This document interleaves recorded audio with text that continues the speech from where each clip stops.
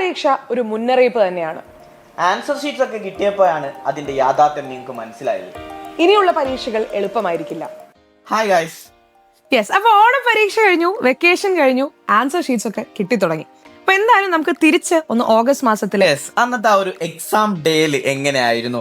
ഭയങ്കര കൺഫ്യൂഷൻസ് ആയിരുന്നു. അതായത് ക്വസ്റ്റ്യൻ പേപ്പർ സ്കൂളാണോ ഇടുന്നത്, അതോ ഓൾ കേരള ക്വസ്റ്റ്യൻ പേപ്പർ വരുമോ, അങ്ങനെ ഭയങ്കര കൺഫ്യൂഷനിൽ നിൽക്കുന്ന സമയത്താണ് ലാസ്റ്റ് നമുക്ക് മനസ്സിലായത് സ്കൂളുകൾ തന്നെയാണ് ക്വസ്റ്റ്യൻ പേപ്പർ ഇടുന്നത് എന്നുള്ളത്. അതുകൊണ്ട് തന്നെ ഇത്തവണത്തെ എക്സാമുകൾ നമ്മൾ നോക്കുകയാണെന്നുണ്ടെങ്കിൽ വളരെ മിക്സ്ഡ് ആയിട്ടുള്ള ഒരു ഒപ്പീനിയൻ ആണ് കുട്ടികളിൽ നിന്ന് നമുക്ക് കിട്ടിയിട്ടുള്ളത്. കുറേ പേർക്ക് എളുപ്പമായിരുന്നു, ചില സ്കൂളുകൾ നടത്തിയ എക്സാം എളുപ്പമായിരുന്നു, ചില സ്ഥലത്ത് നടത്തിയത് അത്ര എളുപ്പമായിരുന്നില്ല. ഇങ്ങനെയുള്ള ഒരു മിക്സ്ഡ് ആയിട്ടുള്ള ഒപ്പീനിയൻ ആണ്. അപ്പൊ നമ്മൾ എന്ത് ചെയ്തെന്ന് വെച്ച് കഴിഞ്ഞാൽ ഒരുപാട് ക്വസ്റ്റ്യൻ പേപ്പേഴ്സ് ഇരുന്ന് അനലൈസ് ചെയ്തു. നമ്മൾ ഓരോ സബ്ജക്ട് വൈസ് ആയിട്ട് ഓരോ സ്കൂളിലും നടന്ന ക്വസ്റ്റ്യൻ പേപ്പേഴ്സ് അനലൈസ് ചെയ്തു. അപ്പൊ അതിൽ നിന്ന് നമ്മൾ എത്തിയിട്ടുള്ള കുറച്ച് കൺക്ലൂഷൻസ് ആണ് നമ്മൾ ഈ ഒരു വീഡിയോയിൽ ഡിസ്കസ് ചെയ്യാനായിട്ട് പോകുന്നത്. അപ്പോൾ ഓരോ സബ്ജക്റ്റും എടുത്തു കഴിഞ്ഞാൽ ഏത് രീതിയിലാണ് അതിൽ ക്വസ്റ്റ്യൻസ് വന്നിട്ടുള്ളത്, നമ്മൾ വിചാരിച്ചതിൽ നിന്നും എന്തൊക്കെയാണ് ഡിഫറെന്റ് ആയിട്ട് അതിൽ വന്നിട്ടുള്ളത്. നമ്മൾ മെയിൻ ആയിട്ടും കേൾക്കുന്ന ഒരു കാര്യമാണ് മാറുന്ന പാറ്റേൺ എന്നുള്ളത്. സോ ഈ ഒരു പാറ്റേൺ മാറുന്ന സമയത്ത് എന്തൊക്കെയാണ് അവർ ഫേസ് ചെയ്യേണ്ടത്, സോ അത് മനസ്സിലാക്കണമെങ്കിൽ ഒരു ജനറൽ ആയിട്ട് ഒരു എക്സാം നടത്തണമായിരുന്നു. പക്ഷെ അത് ഇല്ലാത്ത പക്ഷം എങ്ങനെയാണ് നിങ്ങൾക്ക് ഇത് അനലൈസ് ചെയ്യേണ്ടത്, എങ്ങനെയാണ് ഈ ക്വസ്റ്റ്യൻ പേപ്പേഴ്സിനെ നിങ്ങൾ നോക്കി കാണേണ്ടത് എന്നാണ് നമ്മൾ ഇവിടെ പറയുന്നത്. ഓൾസോ ഈ ഒരു വീഡിയോ കണ്ടു കഴിഞ്ഞാൽ നിങ്ങൾക്ക് അടുത്ത എക്സാമിന് ഏത് രീതിയിൽ നിങ്ങൾ പ്രിപ്പയർ ചെയ്യണം, ഈ വരുന്ന ക്രിസ്മസ് എക്സാം ആയിക്കോട്ടെ, അതുമല്ല നമ്മുടെ ബോർഡ് എക്സാം ആയിക്കോട്ടെ, ഇതിലേക്കൊക്കെ ഏത് രീതിയിലായിരിക്കണം നിങ്ങളുടെ പ്രിപ്പറേഷൻ നടത്തേണ്ടത് എന്നുള്ളത് നിങ്ങൾക്ക് ഒരു ഐഡിയ കിട്ടുന്നുണ്ടായിരിക്കും. ജനറൽ ആയിട്ട് നമുക്ക് പറയാൻ പറ്റില്ല, കാരണം എന്താണ്, ഓരോ സബ്ജക്റ്റും വേറെ വേറെയാണ് അല്ലേ. മാത്സിനെ പോലെ അല്ല ഫിസിക്സിനെ പോലെ അല്ല ബയോളജി, അങ്ങനെ സെപ്പറേറ്റ് ആണ്. സോ ഓരോ സബ്ജക്റ്റും നമുക്ക് നമ്മുടേതായിട്ടുള്ള ഒരു സ്ട്രാറ്റജി കൊടുക്കണം ഉറപ്പായിട്ടും. അപ്പൊ എനിക്ക് തോന്നുന്നു സാർ നമുക്ക് ഓരോരോ സബ്ജക്റ്റിലേക്ക് ഒന്ന് കടന്നു പോവാം. ആദ്യം തന്നെ ഞാൻ പറയുന്നതുകൊണ്ട് ഞാൻ ബയോളജിയെ പറ്റി തന്നെ പറയാം. അപ്പൊ ബയോളജിയിലേക്ക് വരുമ്പോൾ നമ്മൾ ബോട്ടണി എടുത്താലും സുവോളജി എടുത്താലും ശരിക്കും പറഞ്ഞാൽ സാധാരണ ചോദിക്കുന്ന ക്വസ്റ്റ്യൻസ് ചോദിച്ചിട്ടുണ്ട്, ഇല്ല എന്നുള്ളതല്ല. പക്ഷെ അത് കൂടാതെ അതിന്റെ എണ്ണം റിപ്പീറ്റഡ് ആയിട്ട് വരുന്ന പ്രീവിയസ് ഇയർ ക്വസ്റ്റ്യൻസ് വളരെ കുറവായിരുന്നു. കൂടാതെ ആപ്ലിക്കേഷൻ ലെവലിലുള്ള ക്വസ്റ്റ്യൻസ് ആണ് കൂടുതലും ചോദിച്ചിട്ടുള്ളത്. ഇപ്പൊ സുവോളജിയിലാണെങ്കിലും ബോട്ടണിയിലാണെങ്കിലും ഇപ്പൊ ബയോടെക്നോളജിയുടെ ഈ പറയുന്ന ബയോടെക്നോളജി ഭാഗത്ത് വന്ന ചോദ്യങ്ങളെല്ലാം തന്നെ കുറച്ചും കൂടി ഒന്ന് ചിന്തിച്ച് നമ്മൾ എഴുതേണ്ട രീതിയിലുള്ള ആൻസേഴ്സ് ആണ് അധികവും ഉണ്ടായിരുന്നത്. അപ്പൊ അതുകൊണ്ട് തന്നെ വളരെ സിമ്പിൾ ആയിട്ട് എല്ലാ കൊല്ലവും വരുന്ന ക്വസ്റ്റ്യൻസ് മാത്രം വീണ്ടും വീണ്ടും ചോദിക്കുകയും അതിൽ നിന്ന് മാത്രമുള്ള ഒരു ഭാഗം മാത്രം ഫോക്കസ് ചെയ്തുകൊണ്ടായിരുന്നില്ല പേപ്പർ ഉണ്ടായിരുന്നത്. ഈവൻ ബോട്ടണിയിലാണെങ്കിൽ നമ്മൾ നോക്കുകയാണെങ്കിൽ even sexual reproduction flowering plants എന്ന് പറയുന്ന ചാപ്റ്ററിലെ പല ഭാഗങ്ങളിലും, അതായത് എക്സാമ്പിൾസ് പറയുന്ന കുറെ ഭാഗങ്ങളുണ്ട്. അവിടെ നിന്നും യൂഷ്വലി അധികം ക്വസ്റ്റ്യൻസ് മുമ്പ് ചോദിച്ചിട്ടില്ല. അതുകൊണ്ട് തന്നെ കുട്ടികൾ സാധാരണഗതിയിൽ പ്രിപ്പയർ ചെയ്യുമ്പോൾ ആ ഭാഗമൊക്കെ കുറച്ച് മിസ് ചെയ്ത് കളയുന്ന ഭാഗം. അതെ, അപ്പൊ ചോദിക്കാത്ത ഭാഗത്ത് നിന്ന് ഒരുപാട് ചോദ്യങ്ങൾ ചോദിച്ചു തുടങ്ങി. അതുകൊണ്ട് തന്നെ ഇനി വരുന്ന എക്സാമിനും അങ്ങനെ തന്നെയാണ് നമുക്ക് എക്സ്പെക്ട് ചെയ്യാൻ പറ്റുക. സുവോളജിയിലും ഇതേ കേസ് തന്നെയാണ്. ഒരുപാട് കാര്യങ്ങൾ, അതായത് ഇമ്പോർട്ടന്റ് ആയിട്ടുള്ള ഏരിയയിൽ നിന്ന് ചോദിക്കുന്ന ചോദ്യങ്ങളുടെ രീതികൾ തന്നെ വലിയ രീതിയിൽ ഒരു ഡിഫറൻസ് നമുക്ക് കാണാനായിട്ട് സാധിക്കും. അതുപോലെ തന്നെ വളരെ ഇമ്പോർട്ടന്റ് ആയിട്ടുള്ള ഒരു സബ്ജക്റ്റ് ആണ് മാത്സ്. കാരണം എല്ലാവർക്കും ഒരു പേടി സ്വപ്നം എന്ന് പറയുന്ന പോലെയാണ് നമ്മൾ എല്ലാവരും മാത്സിനെ കാണുന്നത്. പക്ഷേ മാത്സിനെ വളരെ ഇഷ്ടത്തോടെ ഹാൻഡിൽ ചെയ്യുന്നവരും ഒക്കെ ഉണ്ട് അല്ലേ. സോ അവരുടെ സംബന്ധിച്ചിടത്തോളം മാത്സ് എങ്ങനെ കൈകാര്യം ചെയ്യണം, എങ്ങനെയായിരുന്നു കഴിഞ്ഞ ഈ ഒരു ഓണം എക്സാമിൽ മാത്സ്?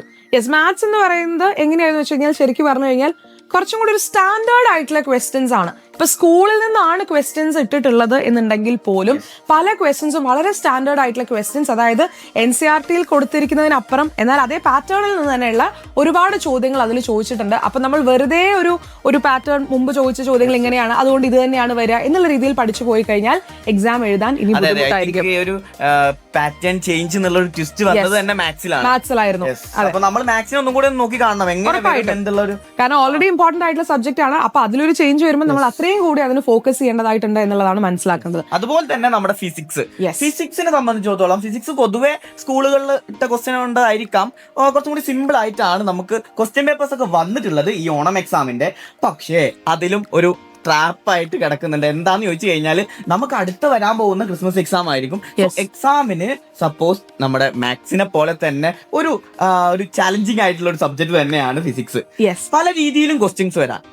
മാത്തമാറ്റിക്സിൽ വരുന്നത് പോലെ തന്നെ അവിടുന്ന് ഇവിടുന്ന് പല ഉള്ളിൽ നിന്നൊക്കെ ക്വസ്റ്റ്യൻസ് വരുന്ന ഒരു സബ്ജക്റ്റ് ആണ് ഫിസിക്സ്. പലർക്കും ഫിസിക്സ് ഭയങ്കര ടഫാന്ന് പറയാറുണ്ട്, ചിലർക്ക് ഫിസിക്സ് ഭയങ്കര ഈസിയാന്ന് പറയാറുണ്ട്. സോ അതിന് നമ്മൾ നോക്കേണ്ടത് ഇപ്പൊ ഉള്ള എക്സാം ഫിസിക്സിന്റെ എക്സാം ഓക്കെ എഴുതാൻ പറ്റി, പക്ഷെ എന്ന് കരുതി എപ്പോഴും അങ്ങനെ ആയിക്കോളണമെന്നില്ല. ഈ മാറുന്ന പാറ്റേൺ ഫിസിക്സിനെ ബാധിക്കാൻ സാധ്യതയുണ്ട്. സോ അപ്പൊ നമ്മൾ കൂടുതൽ ഒന്നും കൂടി കോൺസെൻട്രേറ്റ് ചെയ്ത് വേണം പഠിക്കാനായിട്ടും. അങ്ങനെ ഒരുപാട് കാര്യങ്ങളുണ്ട്. പ്രോബ്ലംസ് ആണെങ്കിലും ഇനി കമ്പ്യൂട്ടർ സയൻസ് എങ്ങനെയാണ് സർ? യെസ്, കമ്പ്യൂട്ടർ സയൻസിനെ സംബന്ധിച്ചിടത്തോളം നമ്മൾ എപ്പോഴും കമ്പ്യൂട്ടർ സയൻസ് എന്ന് പറയുമ്പോൾ ഒരു IT ഫീൽഡ്, ടെക് അങ്ങനെയല്ല നമ്മൾ ചിന്തിക്കുക. പക്ഷെ കമ്പ്യൂട്ടർ സയൻസിൽ നമ്മൾ എക്സാം എഴുതുന്ന സമയത്ത് മാക്സിമം നമ്മൾ ക്വസ്റ്റ്യൻസ്, അതായത് പ്രീവിയസ് ഇയർ ചോദിച്ചിട്ടുള്ള ക്വസ്റ്റ്യൻസ് ആണ് മെയിൻ ആയിട്ടും ഫോക്കസ് ചെയ്യേണ്ടത്. സോ അത് നോക്കി കഴിഞ്ഞാൽ തന്നെ നമുക്ക് ആ ഒരു ഏത് കോൺസെപ്റ്റ് കൂടുതൽ പഠിക്കണം, ഏത് കോൺസെപ്റ്റ് കുറച്ച് പഠിച്ചാൽ മതി എന്നുള്ള രീതിയിൽ ഒരു പിക്ചറൈസ് ചെയ്യാൻ പറ്റും നമുക്ക്.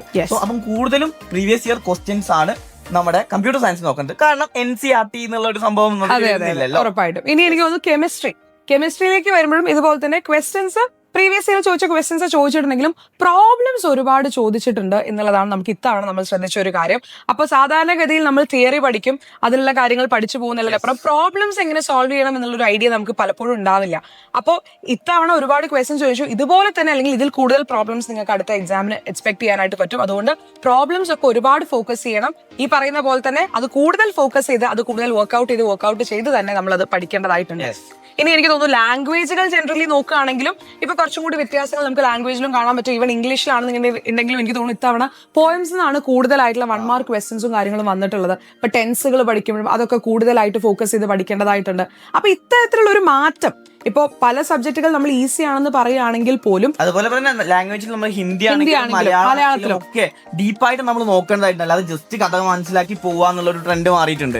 ഉറപ്പായിട്ട് മനസ്സിലാക്കിയിരിക്കണം എന്താണ് പിന്നെ ചാപ്റ്ററിൽ പറഞ്ഞിട്ടുള്ളത്, എന്താണ് എക്സ്പ്ലെയിൻ ചെയ്തിട്ടുള്ളത് എന്നുള്ളതിനെ കുറിച്ച് ഒരു വ്യക്തമായിട്ടുള്ള ഒരു പെരിഫറൽ ഐഡിയ മാത്രം ഉണ്ടാക്കി പോയി കഴിഞ്ഞാൽ നമുക്ക് ആൻസർ എഴുതാൻ ബുദ്ധിമുട്ടായിരിക്കും. ഇൻ ഡെപ്ത് നമ്മൾ പഠിക്കണം. കാര്യങ്ങൾ കൃത്യമായിട്ട് മനസ്സിലാക്കിയാൽ മാത്രമേ ഏത് രീതിയിൽ ചോദ്യം ചോദിച്ചാലും നമുക്ക് എഴുതാനായിട്ട് സാധിക്കുള്ളൂ. പിന്നെ എപ്പോഴും നമ്മൾ പറയുന്ന പോലെ തന്നെ ഇത്തവണ ഇപ്പൊ എളുപ്പമായിരുന്നു, അപ്പൊ അടുത്ത തവണയും അങ്ങനെ ആയിരിക്കും എന്ന് വിചാരിക്കരുത്. അതാണ് മിസ് ഈ വീഡിയോന്റെ പ്രധാനപ്പെട്ട ഉദ്ദേശം തന്നെ അതാണ്. ഇപ്പൊ ഇത് കാണുന്ന ഓരോ കുട്ടികളും അവരുടെ സ്കൂളിലുള്ള ക്വസ്റ്റ്യൻ പേപ്പർ മാത്രമേ കണ്ടിട്ടുള്ളൂ, അത് മാത്രമേ എഴുതിയിട്ടുള്ളൂ. പക്ഷെ നമ്മളെന്ന് പറയുന്നത് എല്ലാ സ്കൂളിലും ഓൾമോസ്റ്റ് ഒരുപാട് സ്കൂളുകളിലെ ക്വസ്റ്റ്യൻ പേപ്പേഴ്സ് നമ്മൾ കമ്പയർ ചെയ്തിട്ടാണ് നമ്മൾ ക്വസ്റ്റ്യൻ പേപ്പർ കളക്ട് ചെയ്തിട്ട് ഈ ഒരു അനലൈസ് ചെയ്തിട്ടാണ് നമ്മൾ ഇതിൽ ഒരു കൺക്ലൂഷനിലേക്ക് എത്തിയിട്ടുള്ളത്. സോ ആ കൺക്ലൂഷൻ ആണ് ഞങ്ങൾ നിങ്ങളിലേക്ക് എത്തുന്നത്. സോ അപ്പൊ അത് മാക്സിമം യൂസ്ഫുൾ ആയിരിക്കും. ഉറപ്പായിട്ടും നിങ്ങളൊന്ന് ഷെയർ ചെയ്തിട്ട് ഈ കാര്യങ്ങൾ മനസ്സിലാക്കി കൊടുക്കണം. അപ്പൊ നിങ്ങൾ ഇത്തവണ എക്സാം ടഫ് ആയിരുന്നു എന്നുള്ളവർക്കും ഇനി അല്ല ഈസി ആയിരുന്നു, ഇപ്പൊ നല്ല മാർക്ക് കിട്ടിയവരുണ്ടായിരിക്കും, എന്നാൽ കുറച്ച് മാർക്ക് കുറഞ്ഞു പോയവരുണ്ടായിരിക്കും. നിങ്ങൾ ഈക്വലി ഒരേപോലെ നിങ്ങൾ മനസ്സിലാക്കേണ്ട കാര്യം എന്ന് പറയുന്നത് ഇതിലും ഒരു സിമ്പിൾ ആയിട്ടുള്ള ക്വസ്റ്റ്യൻ പേപ്പർ അല്ലെങ്കിൽ ഇപ്പൊ തന്നിരിക്കുന്ന ക്വസ്റ്റ്യൻ പേപ്പറിന്റെ ഒരു സ്റ്റാൻഡേർഡിൽ താഴേക്ക് ഇനി ഒരു ക്വസ്റ്റ്യൻ പേപ്പർ ഉണ്ടായിരിക്കില്ല. ഇനി വരുന്ന ക്രിസ്മസ് എക്സാം ആണെന്നുണ്ടെങ്കിലും നിങ്ങൾക്ക് ഒരു കോമൺ ആയിട്ടുള്ള ക്വസ്റ്റ്യൻ പേപ്പർ ആയിരിക്കും. ബോർഡ് എക്സാം ആണെങ്കിലും അങ്ങനെയായിരിക്കും. അപ്പോൾ കുറച്ചും കൂടി ഒന്നെങ്കിൽ ഈ ലെവൽ അല്ലെങ്കിൽ ഇതിനേക്കാൾ കൂടിയ ലെവലിൽ ഒരു കൂടിയ സ്റ്റാൻഡേർഡ് ആയിട്ടുള്ള ലെവലിലുള്ള ക്വസ്റ്റ്യൻസ് ആയിരിക്കും അടുത്ത എക്സാമുകൾക്കും വരുന്നുണ്ടായിരിക്കുക. അപ്പൊ അതുകൊണ്ട് തന്നെ വളരെ ലാഘവത്തോടെ നിങ്ങൾ അപ്പൊ മാർക്ക് കിട്ടിയവരാണെങ്കിൽ കിട്ടിയല്ലോ, ഇനിയിപ്പോ കാര്യമായിട്ട് നോക്കണ്ട എന്ന് കരുതരുത്. മാർക്ക് കുറഞ്ഞു പോയവരാണെങ്കിൽ ഉറപ്പായിട്ടും ഇതിൽ കൂടുതൽ സ്റ്റാൻഡേർഡുള്ള ക്വസ്റ്റ്യൻസ് വരും. അതുകൊണ്ട് ഞാൻ കൂടുതലായിട്ട് പ്രിപ്പയർ ചെയ്യണം. സോ അതുപോലെ തന്നെ ഫുൾ മാർക്കോ അല്ലെങ്കിൽ നല്ല മാർക്ക് കിട്ടിയവരൊക്കെ ഓക്കെ, എനിക്ക് ആ ചാപ്റ്റർ ആ സബ്ജക്ട് ഓക്കെ ആണ്, സോ ഇനി അത് കൂടുതൽ ഇമ്പോർട്ടൻസ് കൊടുക്കണ്ട, എനിക്ക് മാർക്ക് കുറഞ്ഞ ചാപ്റ്റേഴ്സോ അല്ലെങ്കിൽ മാർക്ക് കുറഞ്ഞ സബ്ജക്റ്റോ കൂടുതൽ ഇമ്പോർട്ടൻസ് കൊടുക്കാം എന്നുള്ള രീതിയിൽ ചിന്തിക്കരുത്. കാരണം ഇത് നിങ്ങളുടെ സ്കൂളിൽ ഇട്ടിട്ടുള്ള ക്വസ്റ്റ്യൻ പേപ്പർ ആണ്. സോ അല്ലാത്തൊരു ക്വസ്റ്റ്യൻ പേപ്പർ നമുക്ക് വരാനുണ്ട്. അതുകൊണ്ട് തന്നെ നിങ്ങൾ ഏത് ലെവലിലാണ് ആ ഒരു ക്വസ്റ്റ്യൻ വരിക എന്നുള്ളത് നമുക്ക് ഇപ്പൊ പ്രെഡിക്റ്റ് ചെയ്യാൻ പറ്റത്തില്ല. അതുകൊണ്ട് ക്ലിയർ ആൻഡ് കട്ടായിട്ട് എല്ലാ കാര്യങ്ങളും പഠിച്ചു പോകണം. അപ്പൊ എല്ലാ സബ്ജക്റ്റിനും ഈക്വൽ ഇമ്പോർട്ടൻസ് കൊടുത്തിട്ട് വേണം നിങ്ങൾ ആ ഒരു സ്റ്റഡി സ്ട്രാറ്റജി ബിൽഡ് ചെയ്യാൻ. പിന്നെ എനിക്ക് തോന്നുന്നു പലപ്പോഴും നമ്മൾ എക്സാം ടഫ് ആയിരുന്നു എന്ന് പറയുന്നത് നമ്മൾ കൃത്യമായി പഠിക്കാത്തതുകൊണ്ട് അത് ശരിക്കും നമ്മുടെ ഒരു പ്രോബ്ലം ആണ്. നമ്മൾ എക്സാം ഭയങ്കര ടഫ് ആയിരുന്നു എന്ന് പറയുന്നത് കൃത്യമായിട്ട് ഓരോ സബ്ജക്റ്റുകളും ഇൻഡെപ്തിൽ നമ്മൾ പഠിച്ചിട്ടുണ്ട് എന്നുണ്ടെങ്കിൽ ഉറപ്പായിട്ടും നമുക്ക് ചോദ്യം ഏത് രീതിയിൽ ചോദിച്ചാലും എഴുതാനായിട്ട് കഴിയും. അപ്പൊ അതുകൊണ്ട് തന്നെ എക്സാം ഇപ്പൊ ഏതൊരു എക്സാം എടുത്താലും ഒരിക്കലും അതിലൊന്നും NCERTയുടെ ഒരു ഔട്ട് ഓഫ് സിലബസ് ആയിട്ടുള്ള ക്വസ്റ്റ്യൻസ് വരാറില്ല. നിങ്ങളുടെ ടെക്സ്റ്റ് ബുക്കിലുള്ള ക്വസ്റ്റ്യൻസ് തന്നെയാണ് വരുന്നത്. അത് ചോദിക്കുന്ന രീതിയിലാണ് മാറ്റം വരുന്നത്. അപ്പൊ ആ മാറുന്ന രീതിയിൽ നമുക്ക് ആൻസർ ചെയ്യണം എന്നുണ്ടെങ്കിൽ നമ്മൾ ആ ഒരു ടോപ്പിക് അല്ലെങ്കിൽ ആ ഒരു ഭാഗം കൃത്യമായിട്ട് പഠിച്ചിട്ടുണ്ടായിരിക്കണം എന്നുള്ളതാണ്. അപ്പൊ എന്തായാലും നിങ്ങൾ ടെൻഷൻ ഒന്നും അടിക്കേണ്ട. റേസിന്റെ ഹോൾ ടീം നിങ്ങളുടെ കൂടെ ഉണ്ടായിരിക്കും. ഇപ്പൊ നിങ്ങൾക്ക് ബുദ്ധിമുട്ടുണ്ടായ ആൾക്കാർക്കാണെങ്കിലും അല്ല നല്ല മാർക്ക് കിട്ടിയവർക്കാണെങ്കിലും നിങ്ങൾക്കൊക്കെ ഈക്വലി അടുത്ത എക്സാമുകൾ എക്സൽ ചെയ്യാൻ വേണ്ടിയിട്ട് എങ്ങനെ ഈ പാറ്റേൺ ഫോളോ ചെയ്യാൻ പറ്റും, എങ്ങനെ നിങ്ങൾക്ക് ഫുൾ മാർക്ക് വാങ്ങിക്കാൻ പറ്റും, ഏതൊരു സ്ട്രാറ്റജി അഡോപ്റ്റ് ചെയ്യണം എന്നുള്ള കാര്യമൊക്കെ നമ്മൾ എന്തായാലും നിങ്ങൾക്ക് പറഞ്ഞു തരുന്നുണ്ടായിരിക്കും. നമ്മൾ എല്ലാവരോടും അതിനുവേണ്ടി സെറ്റാണ്, റെഡിയാണ്.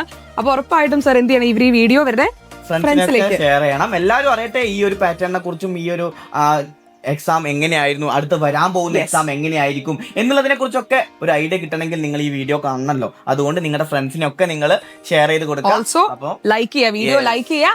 ആൻഡ് നിങ്ങളുടെ ഈ ഒരു എക്സാം എങ്ങനെയായിരുന്നോ, നിങ്ങൾക്ക് അത് ഈസി ആയിരുന്നോ, അല്ലെങ്കിൽ നിങ്ങൾക്ക് എങ്ങനെയായിരുന്നു, നിങ്ങൾക്ക് ഫീൽ ചെയ്തൊരു കാര്യം നിങ്ങൾ ഈ ഒരു വീഡിയോന്റെ താഴെ കമന്റ് ചെയ്യാനും മറക്കരുത്. അപ്പൊ അങ്ങനെയാണ് നമുക്ക് അടുത്തൊരു വീഡിയോയിൽ കാണാം. ബൈ.